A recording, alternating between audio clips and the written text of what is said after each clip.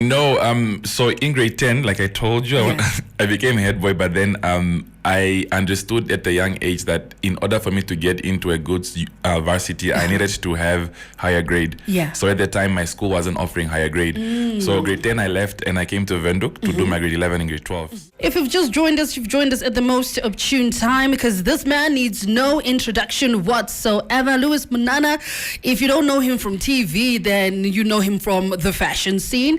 He's been featured in some really major international media for his outstanding work as a social entrepreneur. And he's been putting Namibia on the map, hailing all the way from Rundu. He started his career as a model, graduated with a degree in financial analysis. Get it? That's why he was the model with a degree. You know what I mean? Yeah. He got that degree from South Africa where he was working as a model and he was studying as well. And today he's behind some of the biggest brands in Namibia. I'm sure you know MTC Windhoek Fashion Week, which just wrapped up, and Waka Moo children's television show. My dear. Yeah. Are you still a model with a qualification or Yeah. now you're an entrepreneur with a qualification? I don't even know anymore. I can't keep track. So yes, we know you're hailing from Rundu, but tell us a little bit about that. What was it like growing up there, your childhood? I was an introvert. I was a nerd. Okay. I was an overachiever. I was always number one or number two in class. You know, I did everything. I did sports. I did all the social clubs. I excelled academically and all of that. So I was head boy in grade 10. No. It was unknown because usually head boy is grade 11 or grade 12. But for some reason, I became head boy in grade 10. Wow. Yeah, so I always had this thing of there has to be more. So more is outside. So I needed to be top tier in order to get there. So that thing has always been at the back of my mind. So interesting. We were talking during the sports segment, the sports update. You're like, you're not into sports whatsoever, but you played sport. How did the love now die?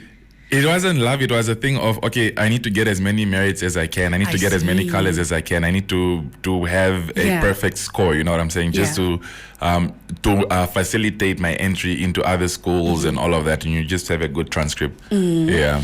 Coming from a small town as Rundu, what was your biggest dream? My biggest dream was to become a chartered accountant. Okay. Yes, because at the time, none of what I'm doing now existed in my world. In my world, it was either a doctor, a lawyer, police officer, teacher, engineer. Yes, one of those. So that was the dream. You know, oh my gosh, you have to leave and study and become one of those things and just just that conditioning. We've been conditioned at a very young age to follow a certain path. Exactly. Yeah. So here you are, grade 12. You're in Rundu. Then you find yourself in South Africa. Was that an immediate transition, or how did that go? No. So in grade 10, like I told you, I became head boy, but then I understood at a young age that in order for me to get into a good varsity, I needed to have higher grade. Yeah. So at the time, my school wasn't offering higher grade. So grade 10, I left and I came to Windhoek to do my grade 11 and grade 12. So when I got here, I went to 4 different schools. Yeah. I went to 4 different schools because they wouldn't let me have 7 subjects because grade 11 and 12, you're supposed to have 6 subjects. Yes. And I wanted 7, and I wanted all 7 on higher grade. Okay. So then the school was like, okay, you are smart, but you're not that smart. Yeah. So I had to switch to the next school. First, I went to Windhoek High School. They were like, okay, we're not going to do that for you. Then I was like, fine, I'm leaving. I'm out. I went to Yanmore, I went to Auckland High, and then I ended up at Academia, where they said, it's fine, take your 7 subjects and have your subjects on higher level. So that's where I finished my grade 11 and 12. And when I got there, I became vice head boy.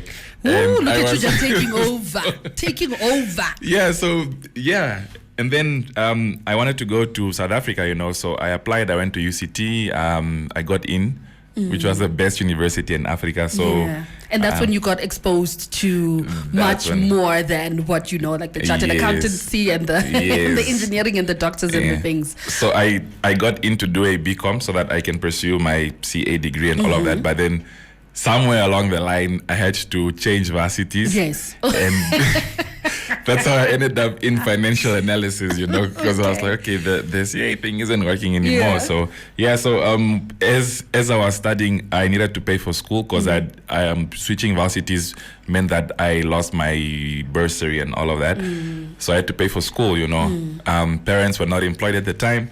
So I had to start working as a waiter. Okay. And I worked in a very posh area in Cape Town. Yeah. And there's this thing called season. So season is basically a time when scouts from all over the world come to Cape Town and do their ads. That's why most ads are shot in South Africa. Yeah. Yeah. So during season, I got scouted. They're like, oh, you could model. I was like, oh my gosh, I'm here to study. And all of that. Yeah. So I was like, okay, it's money. So I started doing it. And that's how I fell into the modeling industry, basically. So it was by chance. It wasn't a thing of a planned thing. Okay. Yeah. No, we'll put a pin in it just for a little bit with Tiwa Savage saying Somebody's Son. Somebody's son gonna have me one day.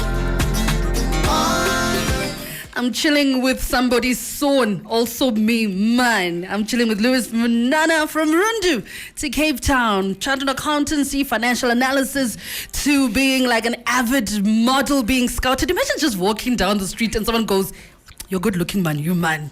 Also, we want you. We want how you look. We want it. We want it all. What is your definition of success, actually? And has it changed over the course of your life, you feel? No, definitely it has changed. To me, success meant, driving a nice car, having a big house, building your parents a home and all of that. But during the course of the years, it definitely changed to a place of finding purpose. Yeah. So for me, it was finding my purpose in life to understand why I'm here on earth. So once I realized that, I felt like, okay, I've achieved success, Yeah. because I found inner peace. I found ways of how I am living in my purpose. And that meant anything I do because I'm in my purpose will succeed. So, yeah. Yeah. And you just recently pulled off an epic showcase for the Fashion Week with your Zuriel collection, which I know a lot of people butcher that name, and I hope I'm not one of them. Is it Zural, Zuru, Zuriel?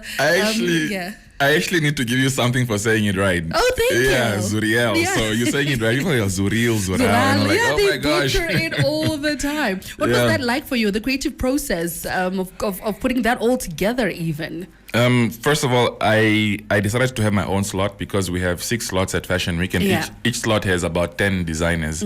So I had my own slot all to myself. So imagine 10 designers, and each designer has about 12 to 16 looks. Yeah. So I had to create about 45 plus looks because I have a whole hour to myself. So the creative process was like, you need to make sure you do not drop the ball because number one, you have a whole slot to yourself. Number two, this is your second collection, is volume 2 and all of that. So it was quite intense, but it was also inspired by what happened to Zuriel throughout the course of the year. That's why it had tears, Okay. Yeah.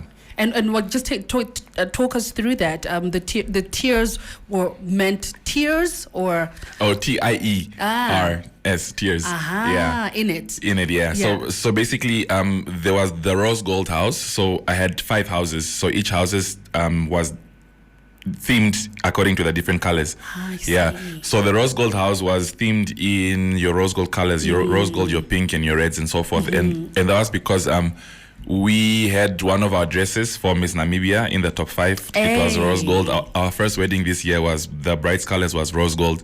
And one of the seamstresses that works at Zuriel but she was diagnosed with cancer this year. So the pink really stood out. So rose gold became a theme, and then every other color has a story. So that's how we sort of sounds like you have a lot on your hands. How do you manage to just get all the energy and the time to do all of these things, even your social initiatives that you're running even? Drive and purpose. Yeah, drive and purpose. Because I feel like if I don't do it, I don't sleep, number one. If I don't do it, I have this nagging feeling at the back of my mind, like, why aren't you doing it? Why aren't you doing it? You're supposed to be doing it, and so forth. So, yes, drive and purpose. Tips for the young ones that are coming into the fashion industry, because it's very cutthroat, Lewis, and you know that. No, definitely. Yeah, so 3 quick tips for our people. 3 quick tips. Number one, have a tribe. By your tribe, I mean people who will support you regardless of where you are in life. No matter if you are broke for 5 years, they're there for you. So that's number one, have a tribe. Number 2, realize that things don't happen overnight. You have to put in the work. You have to build. And eventually things are going to open. We had to struggle for 5 years with Fashion Week until MTC came on board. People think that it happens just like this, but there's so much work in the background. There's so much work in the background. You need to prove yourselves because people will only believe in you if you believe in you first, you know. So yeah, that's tip number 2. And tip number 3, have a good heart. I think having a good heart goes a very long way. Being nice to people, having good manners, being kind on social media. Just put out good energy. Good energy comes back to you. Yeah. Well, we'll still yet to find out what's next for Lewis. I mean, he is here until 10 o'clock. So stick around because you're tuned into 99 FM, your inspiration station. Royal Hustlers was proudly brought to you by NAMDEB Diamond Corporation. Good today, better tomorrow.